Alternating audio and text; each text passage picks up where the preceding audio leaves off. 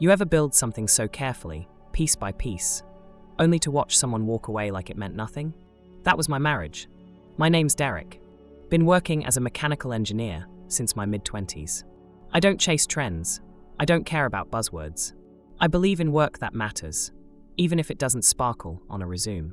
I've always been deliberate, careful, focused. I don't rush into things. I like stability. Claire used to say she loved that about me. Used to. The change wasn't sudden. It crept in over time. Little things. She started buying fancier wine, spending more time at networking events, coming home with that glazed-over smile people wear when they're trying too hard to pretend they're still happy. One night, I asked, "Everything okay?" She gave me this half-hearted smile. "Yeah, just tired. Work's been non-stop." I nodded. Let it go. That was my first mistake. Then came the comparisons. You know, Ethan just got promoted again. He's now VP of Strategy. Isn't that wild? I looked up from my notes. Good for him.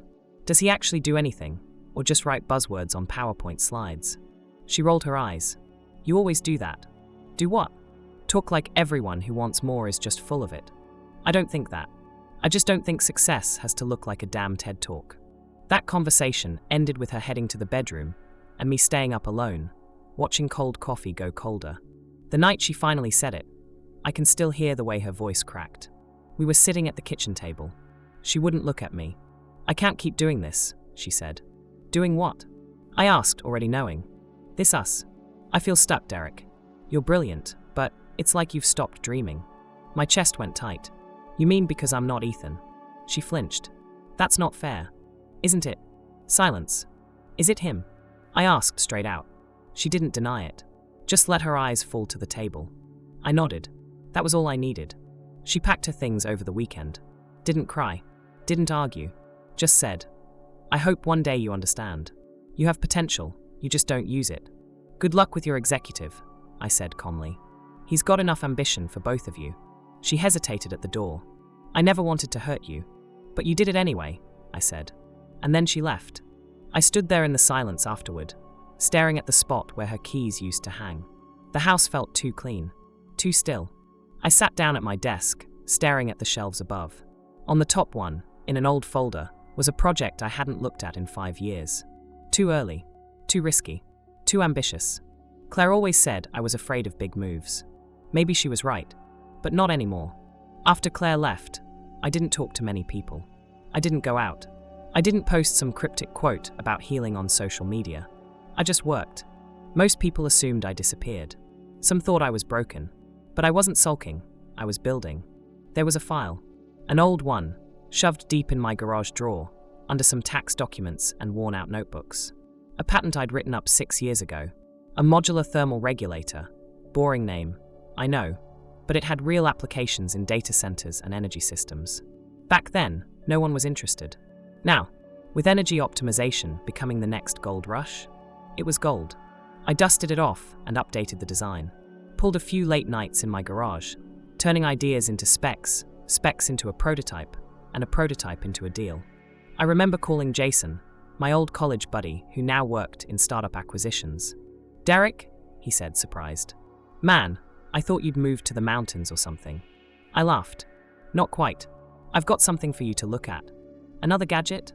Let's just say, it might solve a few headaches in your data infrastructure portfolio." When I sent it to him, he went silent for 2 days. Then I got a message. "Holy hell, what is this? And why haven't you sold it already?" A few phone calls and 3 NDAs later, I found myself in a quiet meeting room across from 2 reps from a mid-sized tech firm. They tried to downplay their excitement. They failed. "We'd be willing to offer 7 figures, one of them said, sliding a paper across the table like they were doing me a favor. I didn't even look at the number. I leaned back and said calmly, 8 figures. Clean. No equity games. You know what this is worth long-term." They didn't argue. The money hit my account the next week.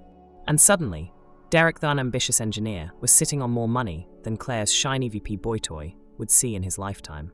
But I didn't rush out and buy a sports car. Didn't move to some beachfront villa or post champagne selfies. No, I had something else in mind. See, there's a funny thing about companies. They all want to look big. But inside, most of them are built on a patchwork of smaller, vulnerable firms, outsourced vendors, contractors, niche suppliers. And some of those small companies? They're cheap, struggling, up for sale. So I started buying them. Quietly, one by one. Every acquisition felt like a brick laid in a new foundation, one that I controlled. I didn't put my name on anything. Everything went through a holding firm I created, Graythorn Holdings. Sounded cold, professional, vague enough to avoid questions. And then, one of those struggling companies caught my eye. A logistics software firm bleeding money, losing clients. Guess who worked there? Ethan, VP of Strategy, Claire's ambitious prize. I stared at his profile on LinkedIn for a long time that night. His smug little smile. The endless jargon. "Let's see how ambitious you are without a chair to sit in," I muttered. I made the call the next morning. Power doesn't always come with a spotlight.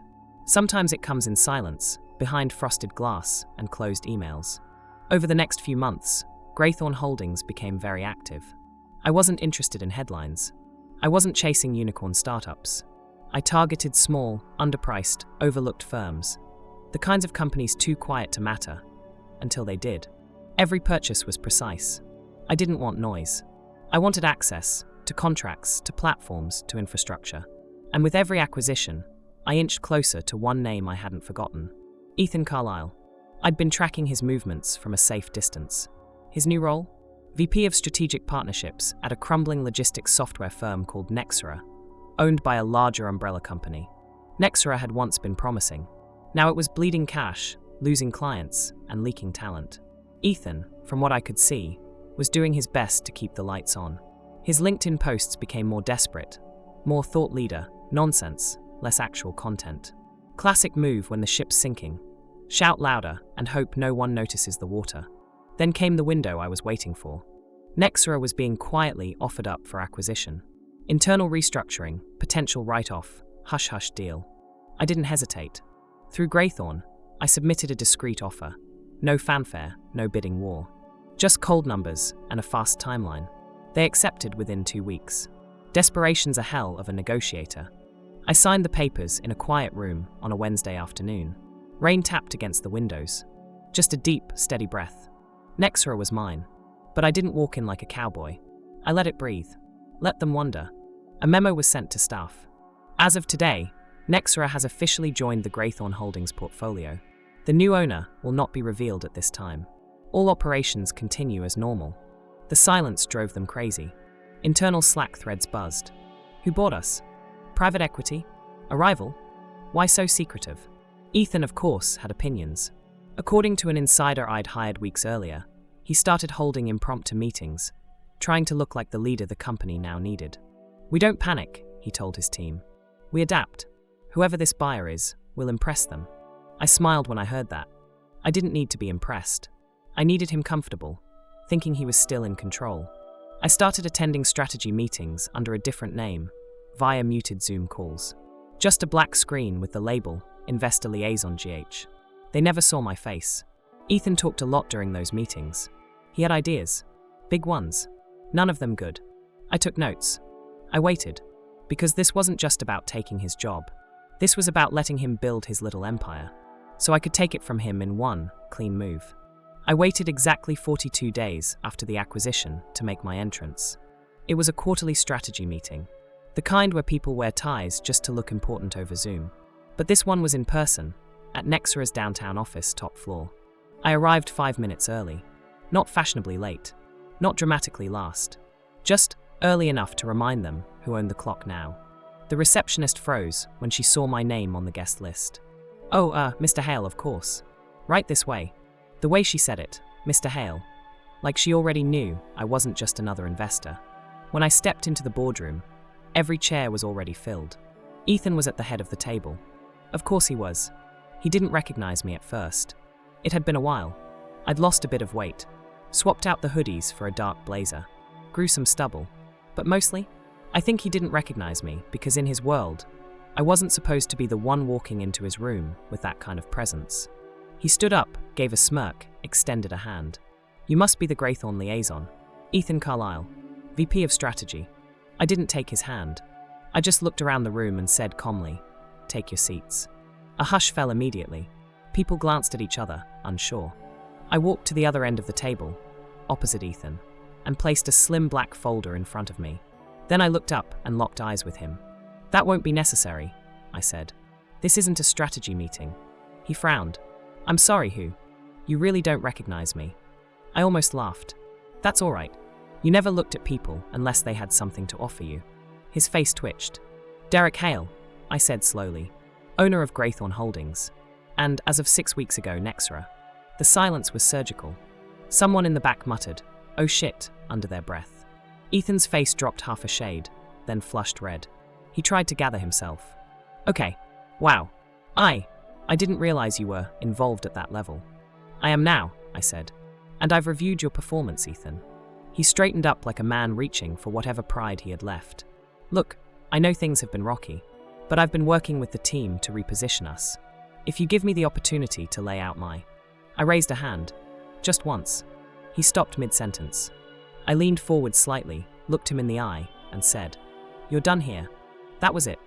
No need to explain anything to a man who once tried to measure my worth by the size of his LinkedIn headline. I stood up, buttoned my jacket, and nodded once to the HR director seated silently near the window. She understood. A termination packet was already in her hands. "Escort him out," I added, turning toward the door. Quietly. As I walked out, I didn't look back. I didn't need to. The room wasn't mine because I shouted loudest. It was mine because I owned the ground they were standing on. It wasn't about the money. Not really. Sure, the zeros felt good. I won't lie.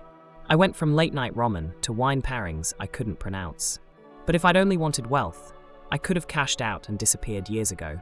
No, what fueled me was simpler, quieter, more personal. It was that moment, that exact moment, when Claire stood in our kitchen and told me I had no ambition. The way her voice dropped when she said I wasn't enough. Like I was a placeholder in my own life. That's what stayed with me. That sentence echoed louder than any insult, louder than Ethan's fake laughs or her suitcase zipping shut. People don't understand what that kind of dismissal does to a man. They think rage explodes. Sometimes it just simmers. And in my case, it sharpened. So I built. I plotted. I took the long road. And when I was ready, I walked right through the door they slammed in my face. Now, I stand here, 42 floors up, glass walls all around, the entire city sprawled beneath my feet like a living blueprint. Behind me, a minimalist desk. Ahead of me, the skyline. I don't check my phone. I don't scroll for validation. I don't need to. My name is printed on documents stacked across half a dozen boardrooms this week. My decisions ripple through systems Ethan wouldn't even understand. Funny thing is, no one saw it coming. Because I didn't roar. I moved in silence. I'm not the man who needed applause. I'm the one who learned to own the stage. Claire still doesn't know I bought out the company her lover worked for. Or maybe she does now. Word gets around, even when it's whispered. I imagine she's asked Ethan. And I imagine he changed the subject. That's fine. She'll realize it eventually. When she sees my name behind the platforms she uses every day. When she notices the subtle logo on a building she once walked past without noticing. I don't want her back. This was never about her, not really. This was about proving a point, not to her, but to me. I walked toward the tall window, placing my hand lightly on the cold glass. The city below doesn't feel big anymore. Not intimidating. Not unreachable. It feels navigable. Mappable. A quiet knock interrupts my thoughts. "Mr. Hale? The acquisition documents are ready. They're waiting for your signature." I nod slowly. "I'll be right there." As the door closes behind my assistant, I take one last look at the skyline. This isn't closure. I don't need closure. Closure is for people who still want answers. I already have what matters. Control. And believe me, I'm just getting started.